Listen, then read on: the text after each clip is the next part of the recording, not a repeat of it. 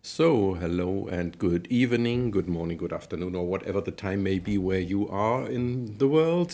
Here at Paderborn, Germany, it's evening time, so 6 p.m. Central European Summer Time. My name is Harald Selke. I'm from Paderborn University, and we are here tonight to talk about our study program the master program in computer science. I'm from the study service computer science, and my job is, among others, to teach you. But in this context, of course, more interesting is that I'm kind of like your contact person here at the computer science department for all things when you are studying here with us or when you're planning to study here with us. So what we can talk about tonight is about applying for computer science here at Paderborn University and for the computer science program.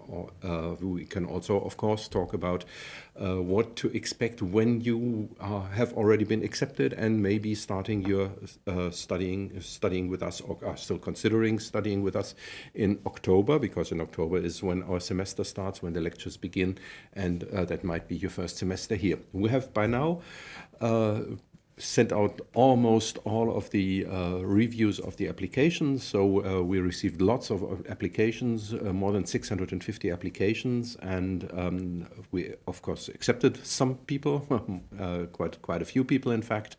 And if you have been accepted into our program, you should already have received a notification from us, the latest one either last night or this morning or whenever. Which was an email from me where I pointed out a couple of things that might be interesting to you if you are starting here in October. So I guess because October is quite near, and maybe you out there are exactly longing for more information about what to expect or whatever kinds of questions you have. So I can see there's quite a few people out there watching this live stream. So just keep your questions coming. You can also just say hello in the chat, which is either on that or on that side. I never know where it is, but you'll find it hopefully. And you can just say hello, or say where you are from, and say what your interests are for tonight, and then I can adjust my talk to your specific interests. And of course you can have, if there are any concrete questions that you have, of course you can ask them here. That's what we're here for. That's why this is an interactive format, and we're not just just pushing things out, which is obviously the most what I will do most of the time, but still, of course, it would be nice if you use the back channel as well, because then I know what I should talk about. Otherwise, I will just talk about things that come to my mind, and that might not be of interest to you in any way. So just keep your questions coming, please. And if I don't reply immediately, that is because I'm just in some kind of thought and I would like to end that sentence or that thought. Maybe it's more, sometimes it's more than a sentence, but I will come back to all of your questions. So far, we've always managed to do that, and have been able to at least address all questions and hopefully answer them. And sometimes the answers are not that easy. Sometimes I give very lengthy answers to very short questions, but you'll have to deal with that. All right. So there's already German-speaking people here. Guten Tag. Guten Tag back to probably India, I guess. But that's just a guess. Maybe it's a completely different country and I'm completely on the wrong side here.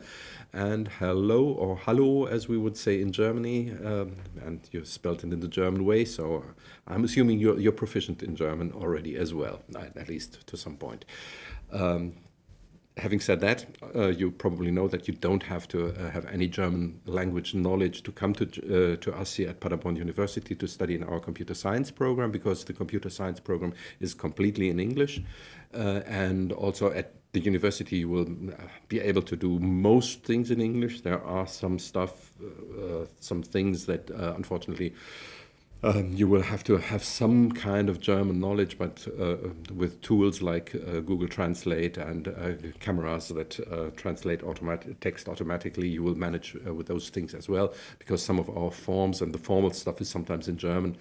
So you will encounter German, but that's kind of a very rare situation usually, and you will get around just with English. Still, we do recommend taking German classes once you are here. Maybe you even know some German. But it usually is a good idea, especially if you, well, outside of university, it may be quite helpful. And in particular, if you're are considering staying in Germany after you have studied, and trying to get a job here with some company, then of course they always appreciate it very much. Most companies at least appreciate it very much if you do speak some German at least. Nobody is expecting fluent German from you, of course. That's not necessary. But some basic communication is always nice if you can have that in German, I guess. But apart from that, English knowledge, English proficiency is all we need, because all of our program will be in English. No worries there. Right.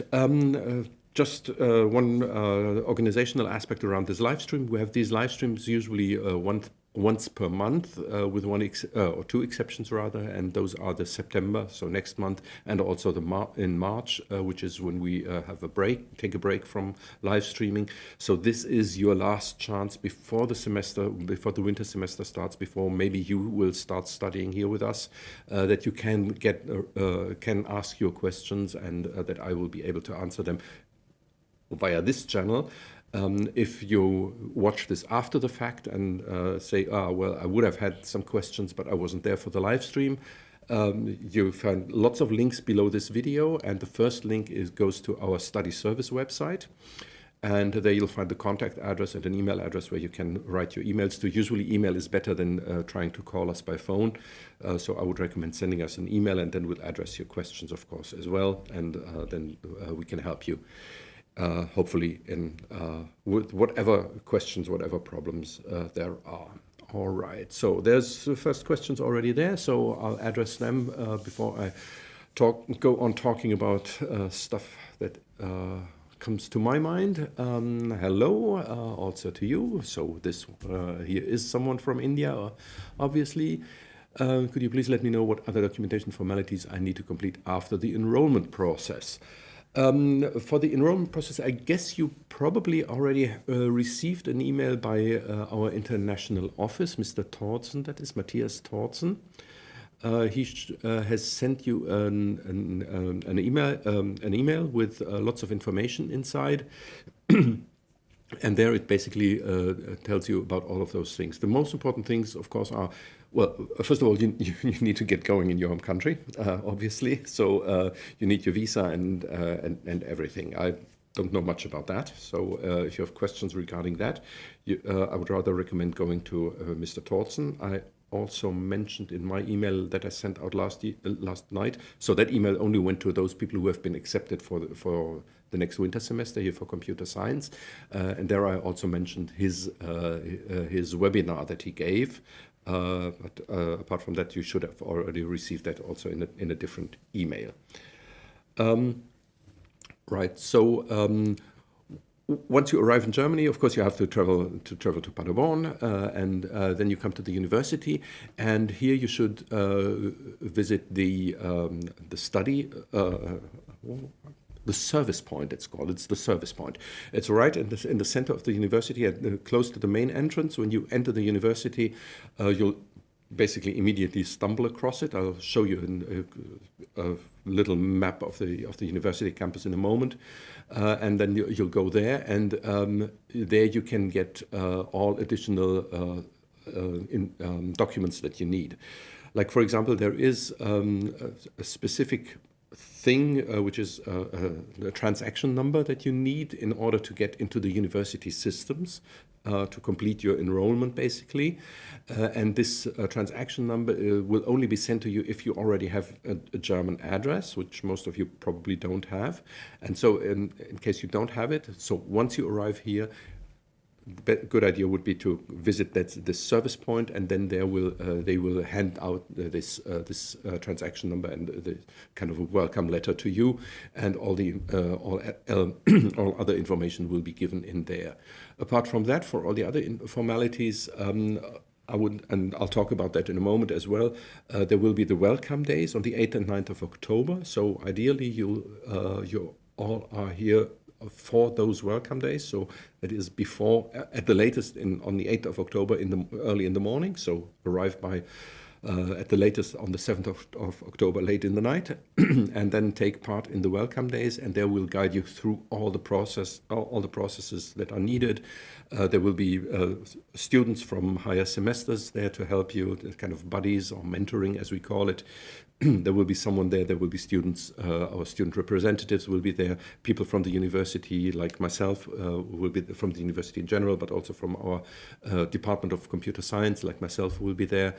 There will be people explaining to you all the different things, and also Mr. Tortzen from the international office will be there. So lots of information will be given to you in those first 2 days, and everything should work out fine once we have completed those 2 days. And most of the questions should have been clarified by then, and of course after that we don't leave you alone. So we don't just say, so now go. You're free to go to do whatever you want, but still we will continue to support you through our mentoring program in particular. So you can always come there, and we strongly recommend doing that because we know that getting used to living in a foreign country, that mentor, by the way, is also a student from India who has been here now for like a little over 2 years now, and she knows quite a lot of things. Like she can explain to you what difficulties she experienced when she came here.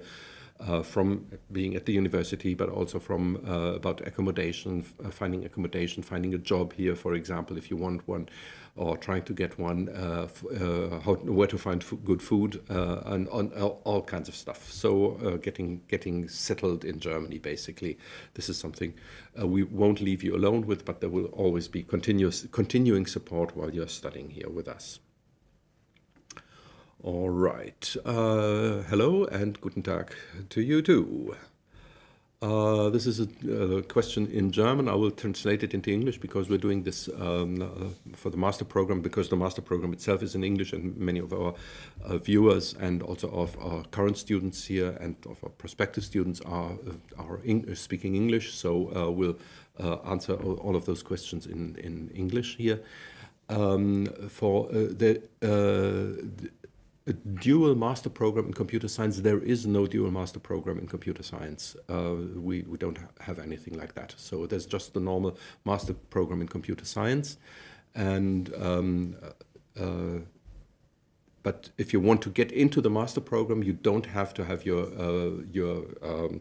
bachelor completed, but your bachelor you can send. This is the point here. So the dual bachelor studies study program only ends with a final colloquium, final presentation and examination. And in that case, you can apply before having everything completed. But I guess you can't be formally starting your studies, but I would recommend contacting the Studierendensekretariat, they are called, and they can tell you everything about this process of switching from one program into another. Of course, what is necessary, because your bachelor program you are studying, you're probably not studying here at Paderborn University in our computer science program. So in that case, of course, we need to check whether we can accept your application for the master program, and that can already be done without everything being complete, because we're checking the content qualifications. Basically, there's certain requirements that your program needs to fulfill. And if those requirements are met, then we would basically say, yeah, from our standpoint, you can be accepted into the master program. But of course, you still have to present all the final documents. And I don't know the deadlines for that. But that is something that the Studierendensekretariat, Frau Kirsch, is responsible there, should be able to answer. Sorry, I'm not into those kind of processes because they are dealt with the Central University Administration. All right. Can you explain how the subject enrollment process works? Is it first come, first serve, or can all interested students enroll without restriction? In fact, it's without restriction. There are restrictions on certain types of courses, and those are courses just mention the names and won't go into any details right now. Those kinds of courses are seminars and project groups, and you can't take either of them in your first semester anyways, so you can only visit kind of ordinary modules, so ordinary courses basically, so normal, and those courses will be lectures with accompanying tutorials. And in your first semester here with us, you can only take those courses. You can't take a seminar and you can't take a project group. So, and all of those courses are in fact open. So there's no upper limit of the number of students that we allow into a specific course. So you can simply enroll into any course that you are interested in, and that is exactly what I would recommend for your first semester. Pick courses that you are interested in, courses where you think, yeah, that sounds like an interesting course. How exactly to do that is nothing to worry about right now. So you can really postpone that until you are here with us. In the welcome days, 8th and 9th of October, as I already mentioned, we will walk you through the complete process. We'll show you how to find the course catalog. If you already want to take a look at the course catalog, I think I put a link down below this video as well. So it's Paul, the system is called Paul, P-A-U-L, like the name Paul, like in Paul McCartney, paul.uni-paderborn.de or paul.upb.de. You can also write this short abbreviated version, paul.upb.de. And then you'll need to click on this small little menu on the top right-hand side, this burger menu, and in that menu you'll find the course catalog. You should first switch to English, of course. The language is on top also, where you can switch to English, and then you'll click on that burger menu, and then there will be a menu point which is called course catalog, or maybe it's studies and then course catalog or something, but it should be findable somehow. It's a little complicated. Some things are a little complicated with this system, but that's the way it is. And then you'll find the course catalog, and then you go into, you'll have to click all the way through, because we can't give any shortcuts there, any deep links, unfortunately, in that system. As I said, some things are strange with this system. So you'll need to go into the faculty for computer science, electrical engineering, and mathematics, and then you'll find the department or institute of computer science, and then you'll go into the computer science program starting from winter 2024, sorry, not 24, 2024. So because that's the current program, and obviously we have 2025, so it's beyond 2024. So that's where you have to go to, and then you'll find something like which is called focus areas. You'll also find seminars and project groups, but you can ignore them for the time being. Just take a look at those focus areas that are listed there. Those are called classical and quantum algorithm design, computer systems, data science and intelligent systems, security, and software engineering. Those are the 5 focus areas, and all our courses are kind of divided into those 5 different areas. Some courses are in more than one area, but that's the general way, and those are areas where you can specialize in if you like to. You don't have to specialize. You can also do a broad computer science program, or you can specialize in one of those areas, and if you do, there's certain regulations, certain requirements that you have to meet if you want to specialize in an area, among which is that you have to have at least 3 courses completed in that area, and you also need to write your master's thesis in that area. And if that is the case, then you'll receive in your final documents, you'll receive a Master of Computer Science with a specialization in, for example, security or data science and intelligent systems or whatever. One of those 5 areas I just mentioned. But there's no need first of all, there's no need to specialize at all, and also there is no need to decide on the specialization when you start studying. But this is something you can postpone for later, because it's absolutely easy to switch. Just this morning I had a student here with me in my consultation hours, and he started out and he said, when I came here, I thought I wanted to specialize in security, and he took 2 courses there, and he also took 2 courses in software engineering, and then he found out that the software engineering part was much more interesting to him, and so he decided not to follow the path he had originally intended to go into security, but instead go into software engineering. And that's absolutely his own decision, so he doesn't have to tell us anything about that. until the time he wants to specialize at the end of the program. So basically when he registers his master thesis, but until then, you're absolutely free to do whatever you want. And that's one of the key points of our master program, which distinguishes, I think, our master program here in computer science at Paderborn University from many, many other programs that you'll find around Germany or around Europe in general, is that on the one hand, we don't have any mandatory courses. And the second thing is that you are very, very free. We give you almost complete freedom, not complete freedom, but almost complete freedom in designing the master program to what you want your master program to be. So you are the master of your own master program in a way.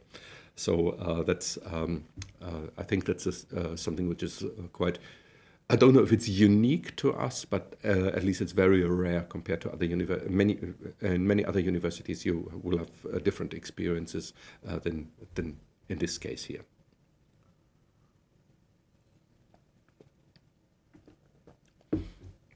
All right. Following up on this question from earlier about this dual bachelor program, that's very simple. You simply send your transcript from the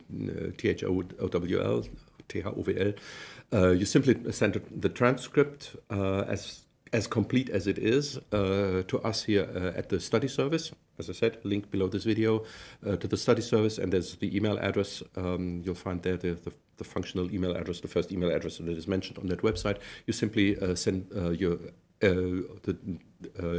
documents there, and because we already know this university, this Technische Hochschule OWL, because we already know that, we know where to find the module handbook. You might want to add a link to the module handbook of that university, but we'll find it anyway, because we've got quite a few applications from that university, and especially from this study program Technische Informatik, and I can almost guarantee you that you will be accepted.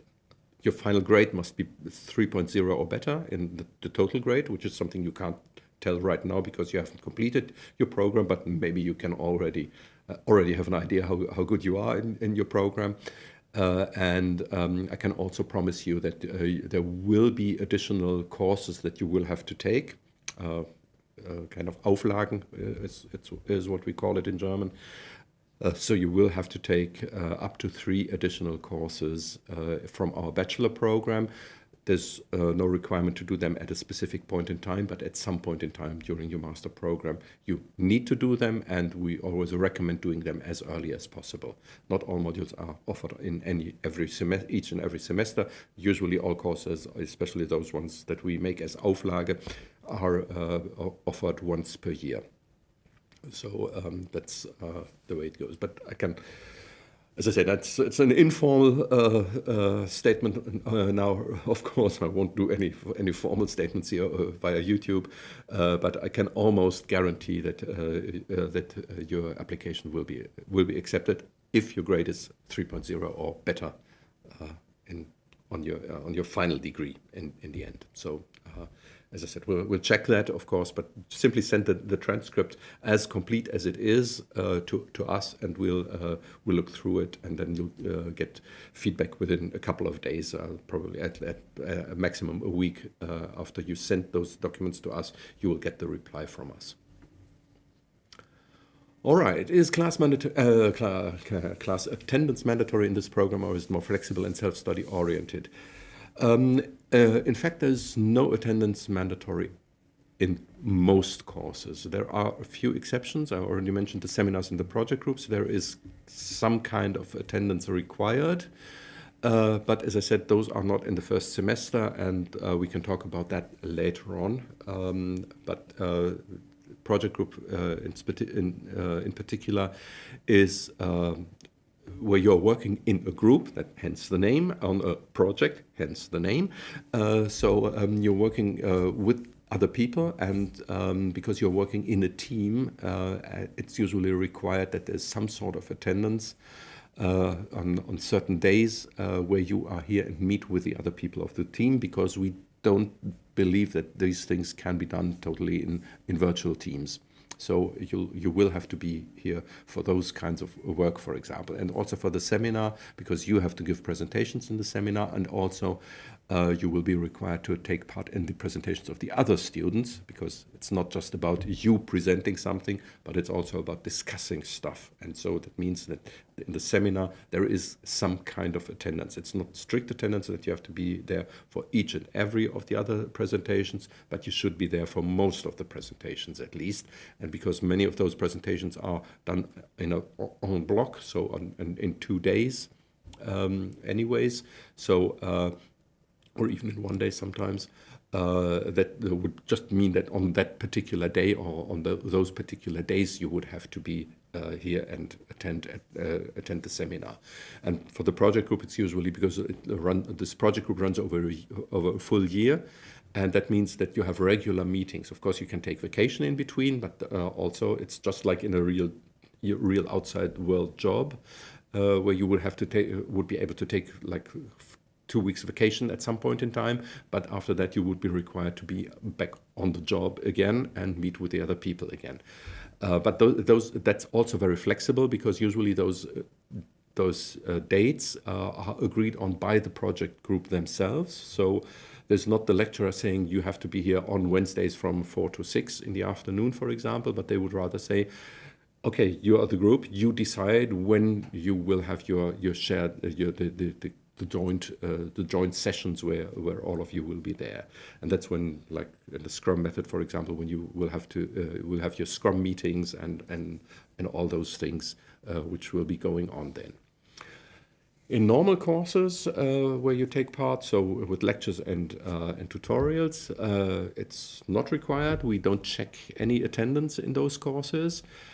But of course, our recommendation is be there, because usually everything you usually only have is like the lecture slides. You usually get as learning material. You basically in all courses, I think you'll get the lecture slides, and you'll also get weekly assignments in most courses. And you will in the lecture, of course, the lecture slides will be discussed and presented, but there will be lots of things will be explained to you which are not written on the slides. So the slides are just supplementary material; they're not the only content. So basically, you can't say if there's a question in the exam, for example, and you say, well, that was not on the slides. Yeah, but it was in the presentation. So when the lecturer talked about it, and so that's still part of what you need to learn. So everything that's been being said in the lectures is part of, or maybe part of, what is being asked for in the exams. So it's very important, in my point of view, from my point of view at least, it's very important to be there for the lectures in general. If you sometimes miss a lecture, that's not that much of a problem, but I would not recommend on planning regularly not to attend the lectures.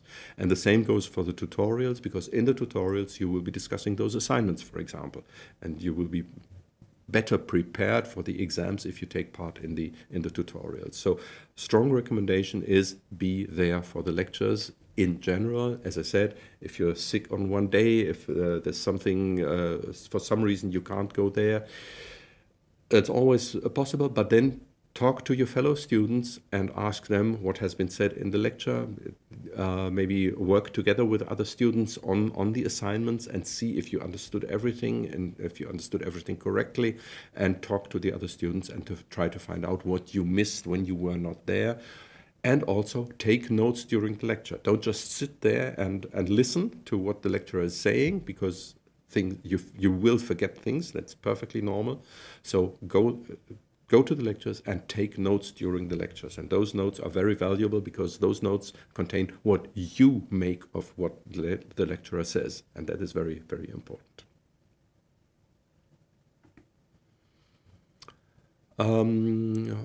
Those additional modules,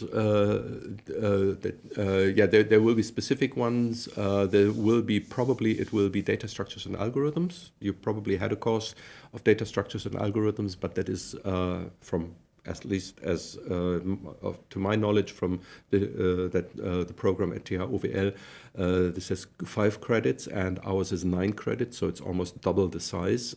So that basically means that we will have to give you that as one Auflage, probably. But you'll probably already know half of the stuff in that course. So only half will be new, and the other half you will already probably be quite familiar with. So that should be much easier for you to pass that course than it is for our own students who have no idea before when they get into that course. And also I should mention that for you the grades don't count, so it's just you have just to pass the exam in those courses, and you don't have any pressure to get a good grade, because those grades would be discarded anyway.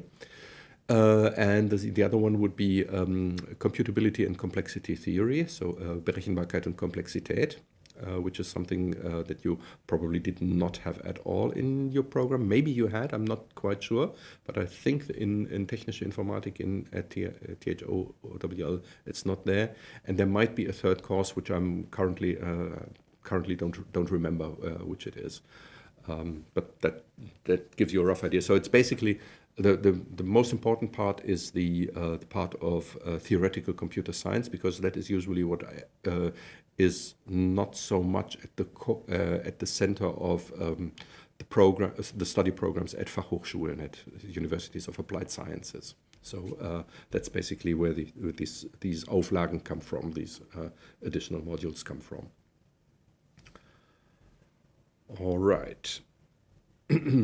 All right. Yeah, I just read here complexity, and then it's something. Then it's another course because our complexity and Komplexität und Berechenbarkeit has six credits, I think, and in that case, that course is not required. As I said, I don't have the exact transcript of the Technische Informatik here right now, but it's kind of like a standard program, because, as I said, we already had at least a dozen students from, probably more, quite a few students from that particular program, and it's kind of a routine for us to. So you'll get a list. There will probably be one course, one elective course from our theoretical computer science areas. So. Yeah, but as I said, I need to check. So please just send the document to us, and you'll get a reply very quickly, which exact courses those will be, and then I'm not just meandering around my half-baked knowledge of what exactly was in the transcript of Technische Informatik at THOWL. All right. So if any more questions are there, just keep them coming, as I said. No worries at all. We'll get back to all of those. In the meantime, just to prepare you a little bit for what to expect when you come to Germany, I've prepared a couple of things here, and maybe they're of interest, maybe not, and if not, then you simply have to ask more questions so that I am deviated from the slides that I prepared, and then I'll answer your questions instead. But what I would like to talk about a little bit is, if you are from Lemgo, you probably already know where Paderborn is, at least roughly. But if you are from somewhere else around the world, like from India, for example, or from any other country around the world, this should give you a little bit of an idea, which you probably already checked on the map, where Paderborn lies. It's right there in the center of this map, which is, of course, why I centered the map around Paderborn. It's not the center of the world here, obviously. But yeah, that's where we are. And this circle that you can see here is a 500-kilometer circle. So just to give you an idea about distances in Germany, and because probably when you're from India, you're probably used to quite different kinds of distances, and many other countries as well, probably. So just to be clear here, Germany is, in that sense, a pretty small country. And as you can see here also, in fact, you are quite in particular here at Paderborn, you are quite at the kind of a center part of Europe in a way, because as you can see here, it's very close to. In the north there's Denmark, and all within this 500-kilometer circle. To the west there's the Netherlands, there's Belgium, there's Luxembourg, there's a part of France at least. In the south, you have a little bit of Switzerland and Austria, which then extend beyond that 500-kilometer circle, of course. Then there is, there's Czechoslovakia and there's Poland. So those are our neighboring countries, and all of those can be reached within 500 kilometers. And on the left-hand side, I've listed some of the cities that are within this 500-kilometer circle. So even though Paderborn itself is not a huge city, which has disadvantages, but also advantages, I should say. Of course, you're not just here for studying. You will also probably be keen on getting around a little bit in Europe, and for that, this area is not the worst area at all. Of course, there's also a couple of airports not too far away from here, so you can also fly to further distances, and you can also take trains, of course, long-distance trains to many, many places. But as you can see here, there's quite a few, I think, quite interesting cities as well, where you can travel to and spend a weekend, for example, if you want to get away from your studies, and see something of Europe. And of course, as you will then learn, is that Europe is quite, even within those short distances, there's quite a lot of variability and differences in the way people behave, things are, and everything. So I think should be quite interesting to stay here at. In the center of Europe, in any place in the center of Europe, and as I said, Paderborn is quite in the middle of it all. Not just because of my map, but as you saw there, what is in this 500-kilometer circle. That's quite a few interesting places, interesting countries, interesting cities. This is an aerial overview of Paderborn, of the city of Paderborn, and you can see here that there is the city center basically over there on the left-hand side, and as you can see, everything is rather small. The university is up. If you just get from the city center, go up to the upper border of the image, you can spot the university there. It's a little difficult to detect here, and I don't have a pointing device right here with me right now, so I can't show you. But the thing is, as I already mentioned, Paderborn is not a huge city, and you're probably used something completely different depending on where you're from. Compared to Lemgo, it's probably a little bit bigger. Compared to Mumbai, it's a pretty small place, which means that you can get around pretty easily. That's the plus side. On the downside, of course, you don't have as many things to do as you would have like in Berlin, for example, or in Munich, or in Hamburg, or in Cologne, for example. But on the other hand, accommodation is on the one hand cheaper here in the smaller cities usually. Also, distances are smaller, so it's much more easy to get around. And I would say there is quite a few things that you can do here, so you won't get bored if you're staying here for your master program. I'm pretty confident that I can say that. Yeah, so usually the distances. My personal mode of transportation is, in fact, I usually go around by bike. Because distances in Paderborn usually, just to give you an idea, from the center of the city to the university, you can walk in about 20 minutes. If you're a fast walker, 15 minutes. And if you do it by bike, you're there in about a little more than 5 minutes from the city center. Yeah, a little more than 5 minutes, be less than 10 minutes in any way, and from anywhere in the city up to the university campus. And also we have two separate university campuses. I'll also talk about that in a moment, I guess. And the distance between those two is, from for me at least, it's a little too much to want to walk it on a daily basis. I don't have to do it daily, but anyways, and you won't either, because most of your courses will be in either one of those two places. But sometimes you will have to travel between the two of them, and they're about a little more than 4 kilometers apart from each other's, and that's a very good cycling distance. So it's about 15 minutes by bike. But it would be more than half, more like 40 minutes to walk, I would say. So, yeah, for 45 minutes, I'd rather say. So I would not recommend walking the whole distance. But of course, you can use the buses and public transportation. Local and regional transport is included in your semester fees. So when you have to pay semester fees, and when you do that, you get a semester ticket, it's called, or the Deutschland ticket, it's called, and then you have a free local and regional transport, not just in Paderborn, but all around Germany. So it's very easy to get around. Only long distance trains you will have to pay for. That's the only thing you'll have to pay for. But the other things are all free. They're well, not free, but they're included in your semester ticket.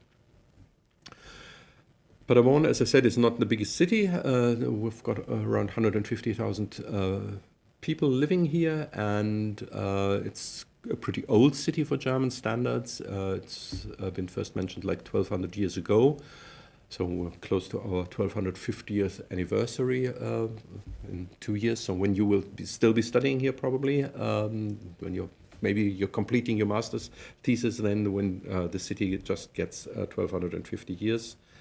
And at that point in time, then there might be some events going on here, I guess. It's called Paderborn because the Born in German is a spring. It's an old-fashioned name for what a spring is, and that's why we have lots of water in the city, because right in the city center there's the springs of the river Pader, which is in fact the shortest river in Germany. It's just 4 kilometers long, and then it disappears into another river. So it's a very, very short river, very unique river in a way, and also with the strong springs right in the city center, it's a pretty unique thing that you rarely find in Germany. We have, in fact, a very old university, which is almost 400, more than 400 years old now, but that's not our university. That's the theological, basically the Catholic university that has been founded here, and it hasn't existed in between for almost 450 years or so, I think. So the university you will be studying at is Paderborn University, and that is a very young university, which has only been founded in 1972. And you'll find that in the city and in the area around the city, it's not the most well-known part of Germany. Even if you talk to people from northern or southern Germany, they often don't know much about this region. But in fact, it's a pretty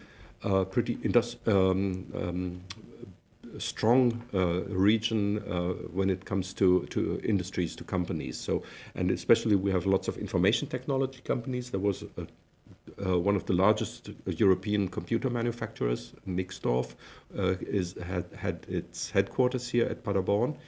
And there's plenty of kind of spin-offs from that, and also from the university, of course. And so we have a pretty high standard here compared to other regions when it comes to information technology companies, which means that you have good chances of getting a student job here. That's why I'm mentioning this. There's also lots of other enterprises here, like big companies producing steel and concrete. They're not producing concrete there, but they're manufacturing things from concrete, like complete buildings, basically. And lots of other companies around, and lots of so-called hidden champions, quite a few hidden champions, so companies nobody knows, but which are in basically every worldwide available. Like, for example, there is a company here which we also cooperate with. It's the company Weidmüller, and nobody knows them, even in Germany. Nobody, but most people wouldn't know that company. but they're producing the switches and connectors, which are being used in basically all over the world in power plants, in electrical cars, in wherever. So and they're one of the market leaders in the world. And also there's, and that's one of the advantages of a small city, is that it's never far to get out of the city, so you can get to the nature and enjoy nature there, which is also something which might be something you want to have after a long day on the computer at the desk. You can start right in the city center and walk through green areas and walk around into areas like this one, for example, which is not at Paderborn, but which is in Detmold, which is a little further away from here. So that's just to give you a couple of ideas about what to expect when you come to Paderborn. Just a couple of things, ideas what the city is like. All right. There's two more questions that I would like to address then, and the one is semester abroad. Yes, that is possible, and it's pretty simple. We have quite a few exchange universities. There's the Erasmus program by the European Union, which you can apply for.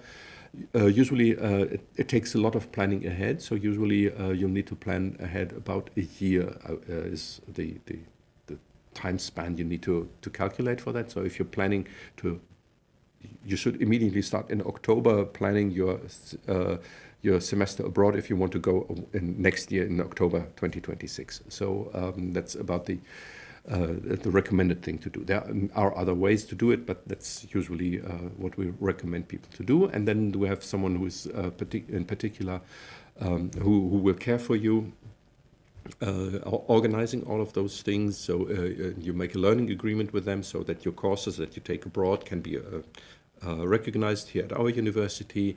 And that is, that's one way to do it. So with the Erasmus program, then you have certain, you can basically pick any European, other universities within, any other university within the European Union to go there. And you need the learning agreement so that your courses are recognized, or you say you don't want to have anything recognized, then that's fine, of course, as well. You can also go to other universities. We have partner universities, not just within the European Union, but around the world. And so there's different universities, and there's a website at our universities. Just Google for Paderborn University, exchange universities or partner universities.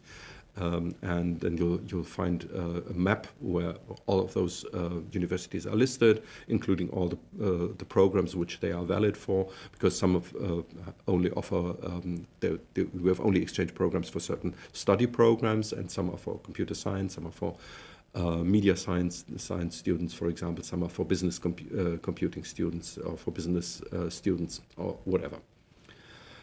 And then finally, of course, you can go as a free mover, which basically means you can go wherever you want. But in that case, you have to organize everything yourself. With the Erasmus program, there will be support from the Erasmus program. With the partner universities, there we have specific people here at our university and at the other university who will coordinate with each others, and also with you, of course. When you do things as a free mover, then you just pick any university in the world, and still you should make a learning agreement, because only then it is guaranteed that the courses you take will also be recognized here, or it will be agreed on which courses will be recognized. But then in that case, you can go wherever you want. You can pick any university on the world. You can go to Tasmania, for example. Slightly unrelated question, but can an international student joining for the first time also attend the intensive language courses that are beginning in September, even though PAL is not available to them? That's a very good question.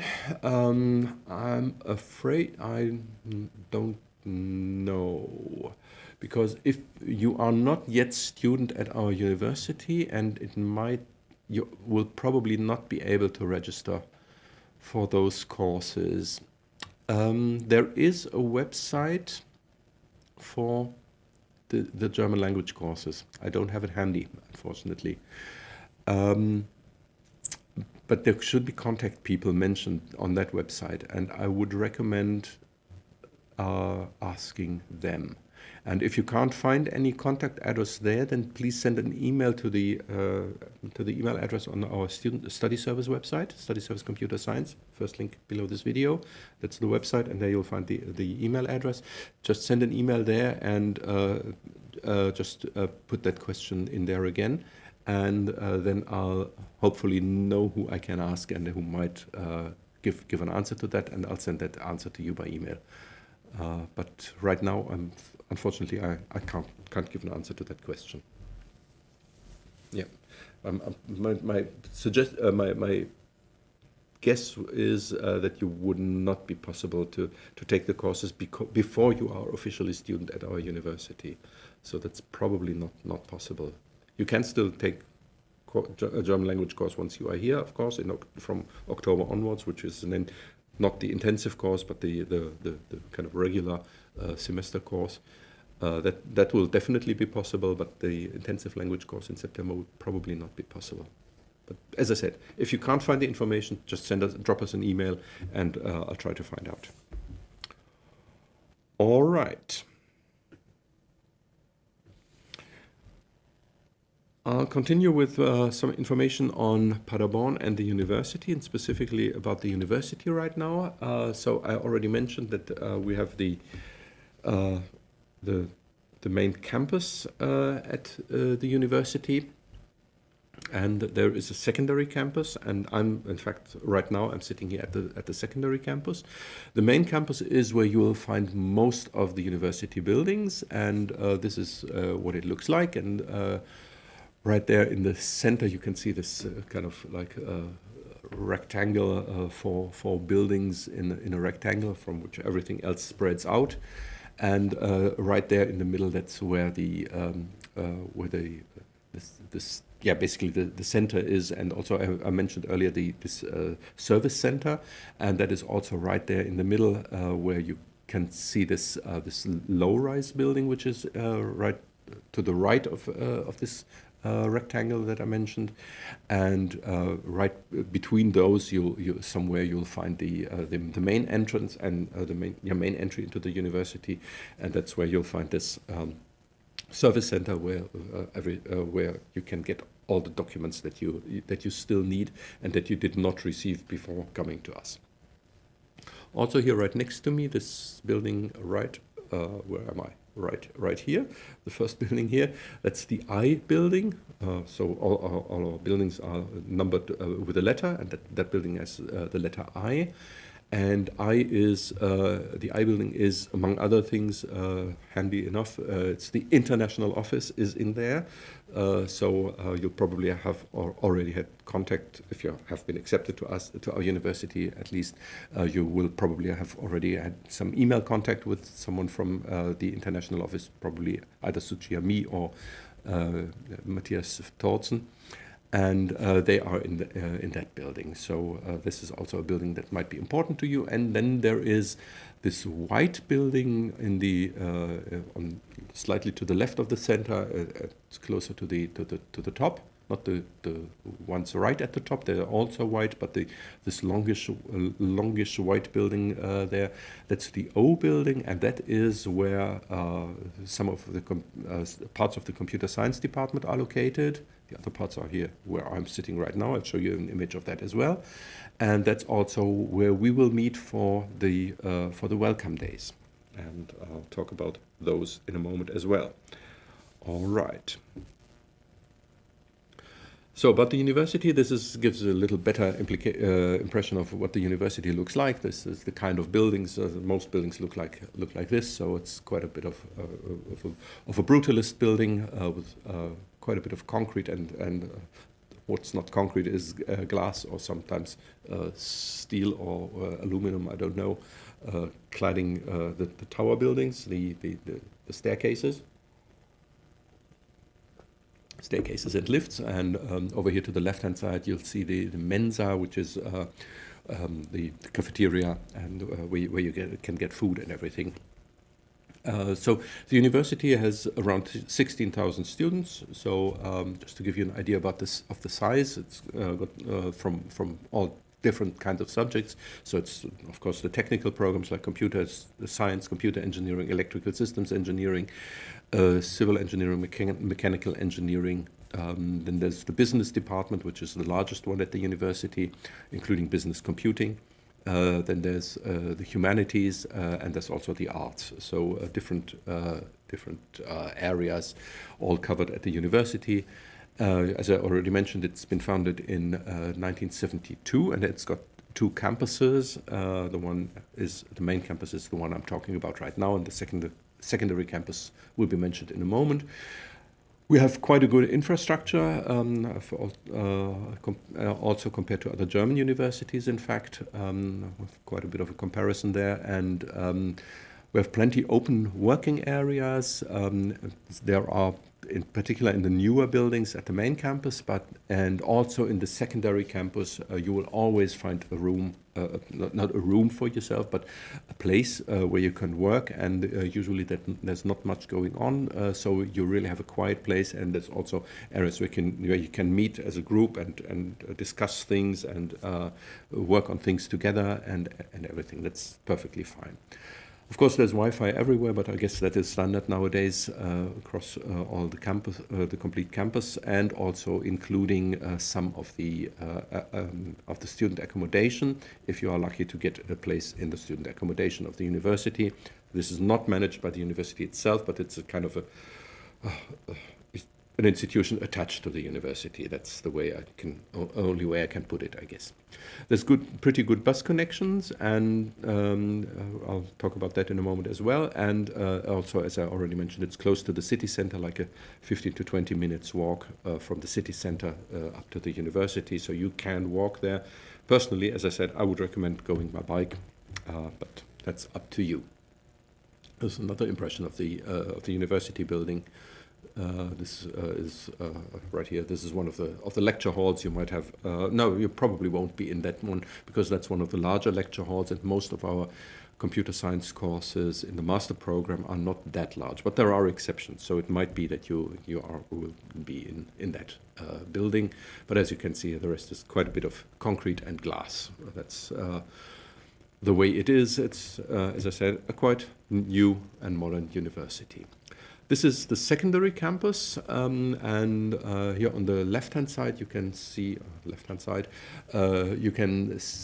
a building that has not been completed. That is an old photograph. So that building has been completed, in fact, like 3 years ago or so. So it's complete now.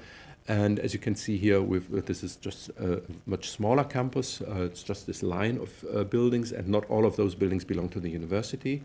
The one on the left-hand side, I already mentioned, that's a place where there's a lot. It's part university and part companies. I already mentioned this company Weidmüller, for example, and there's other companies which have their research, parts of their research departments in that building, and so that's where we have lots of close contact. So it's kind of like a technology transfer unit between the university and and industry, and that's also where why we have these good contacts to the industry, and where you can many of our students have jobs with one of those companies, for example. Of course, there's other companies that are not in this building, but that's one of the places, one of the points of contact where it's quite easy to get a job, a student job, for example. Right to the right of that, there's the building which is the Fraunhofer Institute is in there. Fraunhofer is a German research institution. It's a nationwide research institution, and that's the Paderborn branch of it. And there's also lots of research going on in there, and again, they're also working closely together with lots of companies, and that's another good place to get a student job. But also, there's one of our lecturers also has his office there, one of our professors, so that's also a good place to go. Then we have this this large complex right there somewhere. difficult to point here, somewhere over there. And the low-rise part is, in fact, not the university, but that is a different University of Applied Science, which is in there, the FHDW, it's called Fachhochschule der Wirtschaft. So it's not related to the university at all. We have some cooperation with them going on, but it's very loosely related only.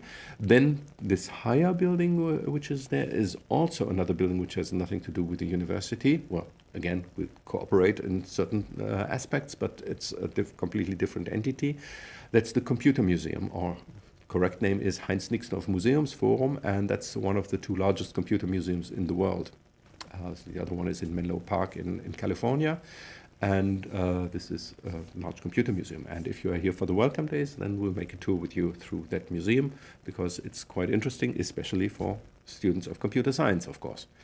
And then at the right end of this chain of buildings, you can see finally the F building of the university. I already mentioned that all our buildings start with a letter, or just have a letter assigned to them. And this is F like Fürstenallee, which is the street we're on here. And that is exactly where I am sitting. So right now, where I'm sitting in that building up there. So right behind me, there's the Computer Museum. Behind that is the FHDW, the Fachhochschule der Wirtschaft. Behind that is the Fraunhofer building. Behind that is the other building, which is called the ZM2, Zukunftsmeile 2. So that's basically our secondary campus. And many of your, or quite a few of your master courses will be held in particular in this building, in this F building here.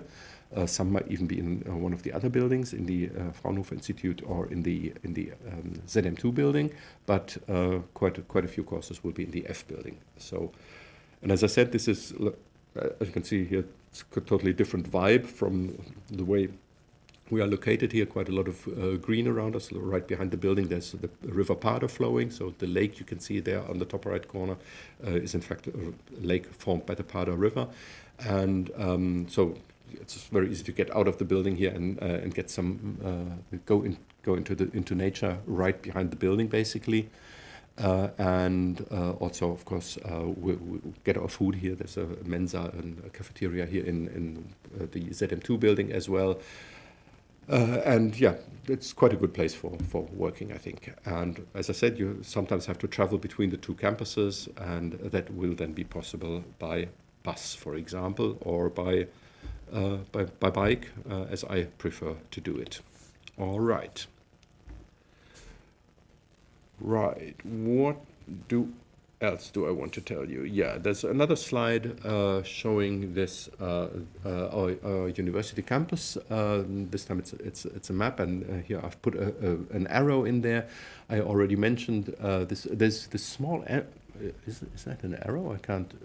It looks like a small orange arrow, which is pointing right to the main entrance. That is where the service center is that I mentioned earlier. And there's this dark,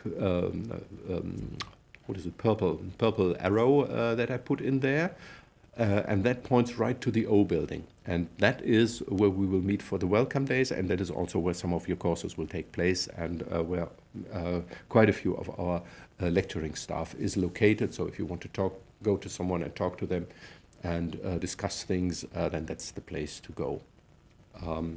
Right. And what will the semester start look like? So the lectures will start on the 13th of October, and you should definitely be here by that time.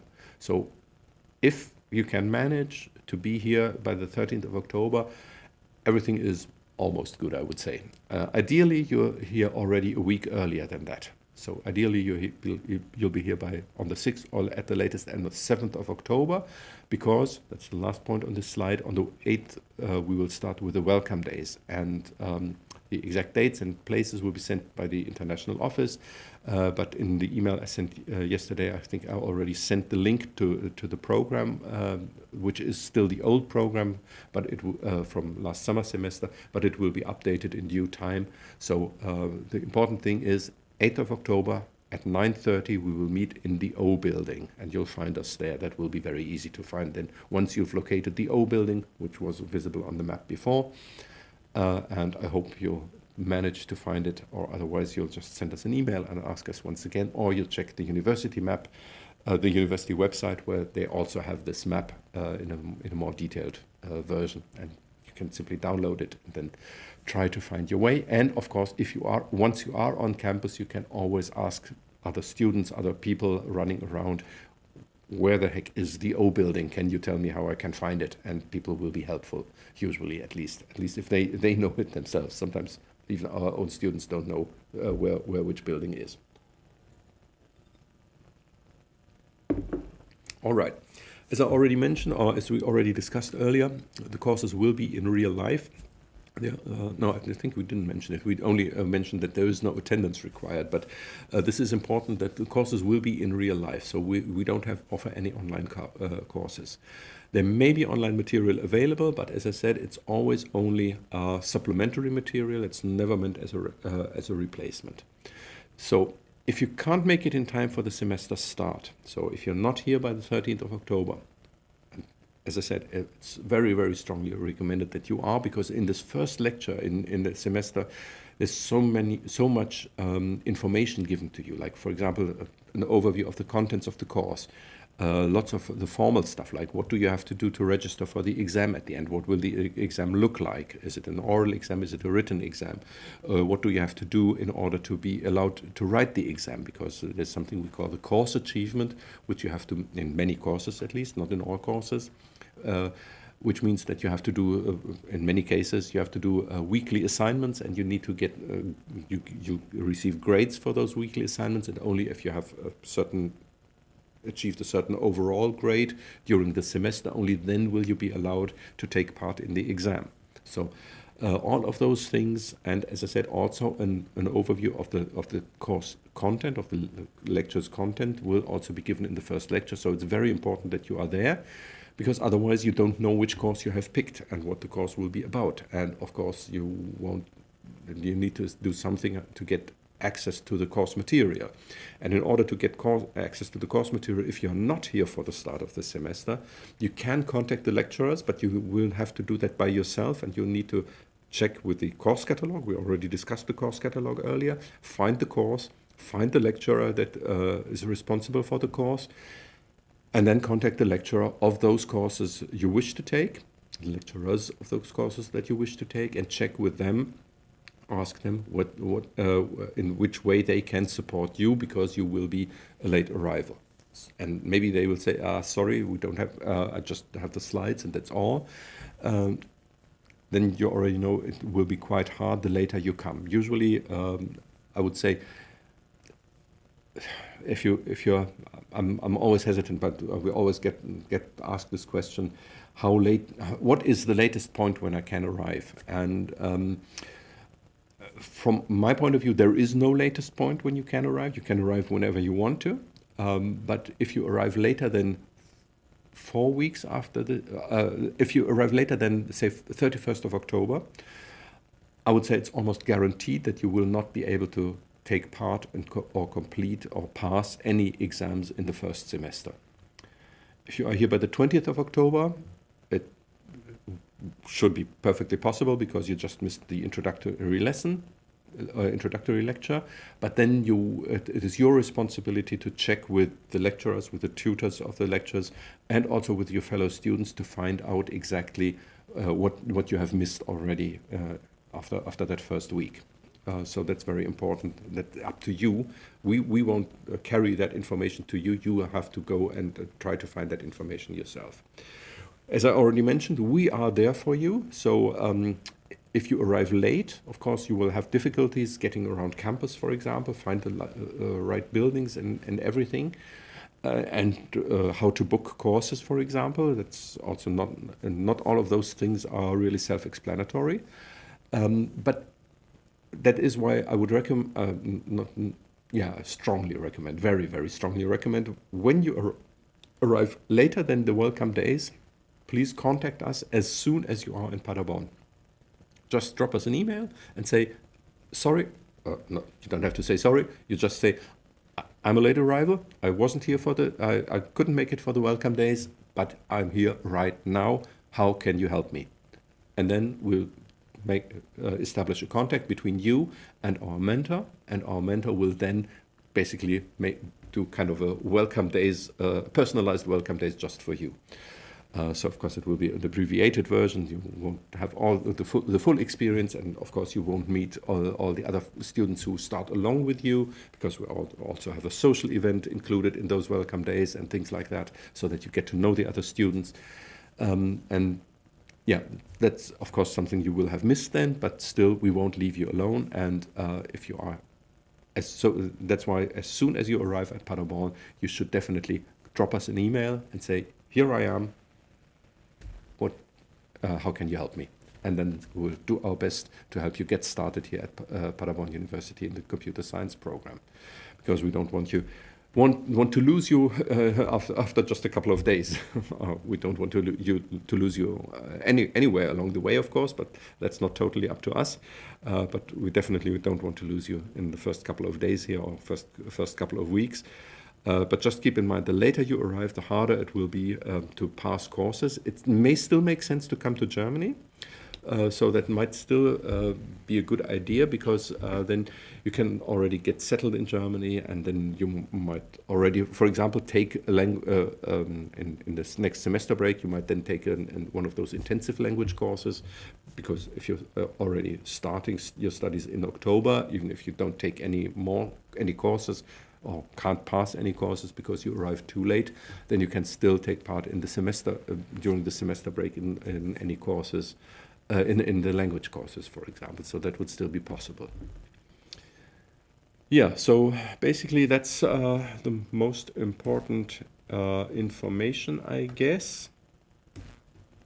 And as I said, you don't need to worry about picking courses right now. Because you can't do it anyway. So you'll need to register for the courses within this PAUL system, and you can only register in the PAUL system once you are officially a student of our university. And if you are not yet student here, of course, then you will only start in October, which means that you only can start taking courses in October. But even then, I would suggest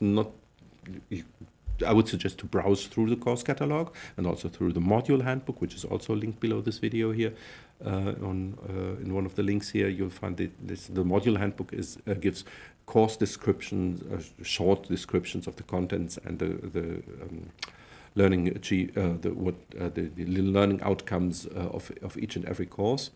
That's something, of course, you can read just to get an idea what to expect. Of course, you can browse our website, like the research website, where we have all the professors listed, and then you can check what research interests they have, what they are working on, which kind of lectures they give, and things like that. So just familiarize yourself with the university. That's of course possible, but you can't pick any courses, and I would even recommend not even, although you can start registering for courses on the 1st of October, just don't do it. Just wait until the welcome days are there, if you take part in the welcome days, that is, which I, as I said, would strongly recommend. And just during the welcome days, we can discuss all of those things, and there will be plenty of time for you to choose your courses. And as I said, there will also be the mentor available for you, and she will also explain things to you and help you pick the right courses. Although, as I said, what is the right course for you is not the right course for everybody else. So picking the right course usually means pick those courses that you think are interesting to you. So if you say, this is a topic that I'm interested in, I always wanted to do something in like quantum computing, for example, then take that course.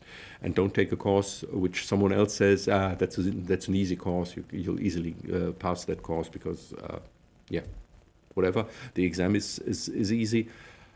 Yeah, okay, that might be a motivation to do such a kind of a course, but if that's not interesting to you, it doesn't help you.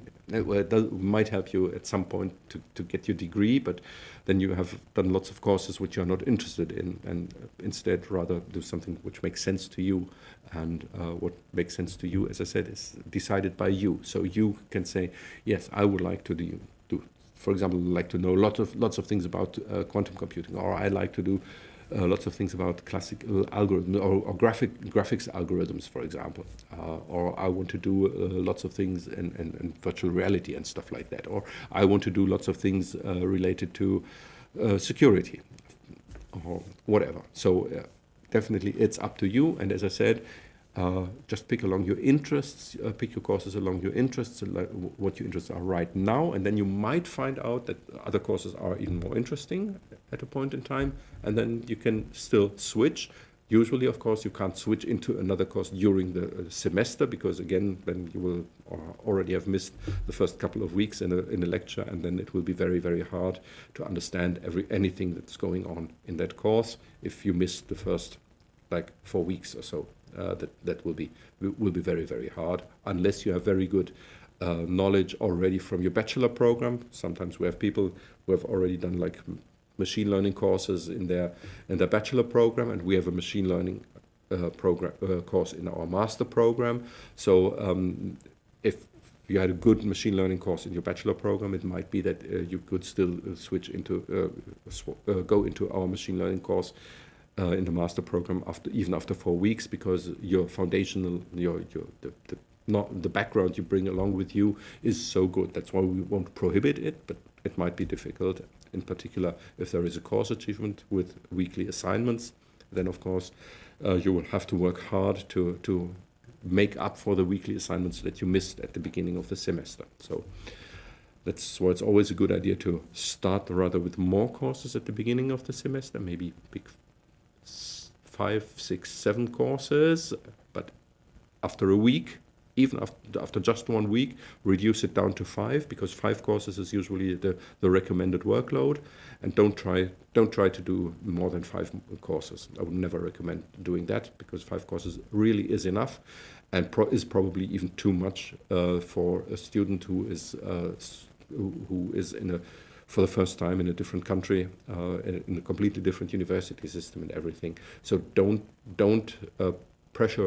put too much pressure on yourself and try to take too many courses. 5 is the absolute maximum I would recommend. And if after some time you find out that the 5 is too much, then drop one of those courses, and you might want to drop another course, and maybe you only complete 3 courses after the first semester, and then that's absolutely fine. It's no problem at all from our side. It might be from if you get that someone else finances you and that they want to see more of you, but hopefully not. But we won't put any pressure on you that you have to do a certain amount of credits, a certain amount of credits in each semester. So you can take your time with us. There is an upper limit, which is not set by the university, but which is rather set by the Ausländerbehörde, so the people, the authorities who extend your visa. They will have some kind of upper limit, but that's not an upper limit set by the university. So if you have a permanent resident visa, or if you are a German or a European Union citizen, in that case you can study with us as long as you like. So absolutely no pressure there. All right, I guess that's all I wanted to talk about for tonight, unless there are more questions coming in. But for the last couple of minutes, quite a while, we didn't have any new questions, so I'm assuming I've talked everybody into oblivion. So I guess at this point in time we could call it a day or a night or whatever. As I said, this was just to wrap it up, the live stream of the study service Computer Science at Paderborn University. And we've talked about the master program in Computer Science. And we'll not repeat these things, but we'll have another live stream coming up, but that will only be in October, so when the new semester already has started. And by that time, we will probably not talk so much about what exactly to expect in the program, but at that point in time we will probably more discuss about applying for the program, because applications are already open. So if you're planning to apply for any international program, in fact, at Paderborn University, or most programs at least, the application runs through UniAssist, and the application deadline for those programs is the 30th of November. And that means that when our next live stream is here on the third Thursday in October, that by that time already that deadline is approaching. So I will probably talk unless there are questions, of course. There will be more. We will talk more about how to apply for the new master program. But having said that, this program is not just for prospective students or for potential applicants or something like that. It's also for our current students. So once the semester has started and you would like to join us here again, of course, you're welcome as well. And you can also ask questions of your ongoing study program. It may be easier to come to our office hours, but maybe you just don't want to or can't or whatever, and would rather join us here for those purposes when you are already studying here. And because usually I will also give, this live stream has several chapters in a way, and one of the chapters usually is also that I give information about new and upcoming things in our master program. So I will also talk about, like, for example, if there is a new professor, if there is a new lecture, I will tell you about those things, which sometimes you just while your studies going on, you don't always follow all of those things. So that's why I'm talking about those things. I will inform you about upcoming deadlines, like, for example, now is the time to register for this, now is the time to register for that, now is the time to deregister from something if you want to deregister, and so on and so forth. So I will keep you informed about all of those things, and that's also one of the purposes of this live stream, not just informing future or prospective students or applicants, but also our current students. So you're always welcome to join. And of course, if you encounter any questions, any problems along the way, either visit us in that live stream then, or contact us through the website below this video. As I've already mentioned several times, there's this email address, and there you can ask all of your questions, and we'll try to answer them as best we can. All right, so that's it for tonight, and I wish you a nice, probably day. For me, it's evening. Enjoy the weather, hopefully. Depends on where you are in the world right now. Might be different than here. We have quite nice weather right now, although it's too dry. In fact, we've had too little rain. The River Pader is still running, but overall we had too little rain in Germany over the last over the complete year, basically, with the exception of 1 month.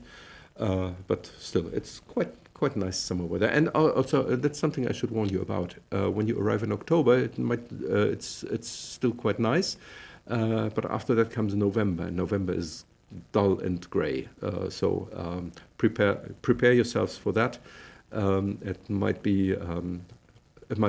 You might encounter your first depression here.